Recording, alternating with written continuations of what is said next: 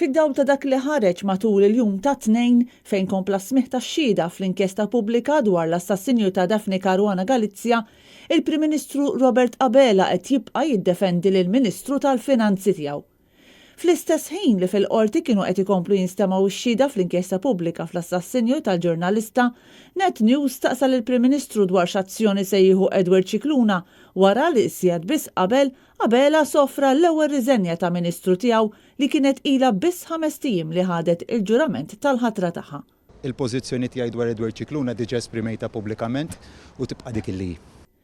Net News taqsal il-Robert Abela dwar Edward Cicluna wara li Times of Malta żvelat kif l-eks deputat kummissarju Silvio Valletta kien ħabib intimu ta' Jorgen Fenech u f'Settembru tal-2018 kien saħansitra sifer miegħu biex jara logħba futbol fi private box fl-istadium ta' Stamford Bridge ta' Chelsea.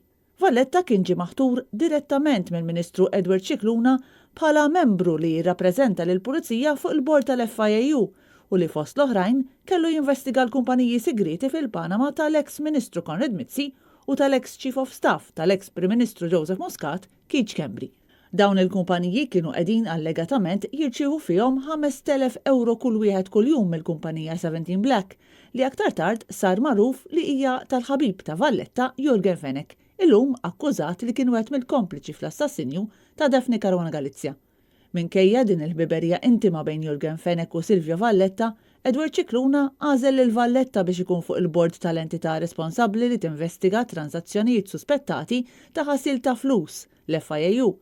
Skont is-sit tal-Gvern, il-ħatra ta' Silvio Valletta fuq il-bord kellha tibqa' valida sa 22 ta' Jannar ta' din is-sena. Iżda Valletta rtira mill-korp ftit ta' xhur ilu biex bekk m'għadux ipoġġi fuq il-bord tal-FIAU. Sa wissu li għadda Valletta kien għadu jpoġġi fuq dan il-bord u allura kellu aċċess għall-informazzjoni marbuta mal-investigazzjonijiet li kien qed jagħmel l-FIAU fil-kumpaniji ta' Mizzi u Schembri. Edward Cicluna baqa' qatt ma talab it-tneħħija ta' Silvio Valletta minn fuq dan il-bord.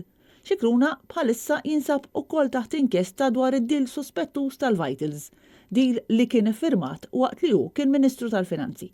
Iżda minkejja dan kollu, Robert Abela jibqa' xorta jiddefendih.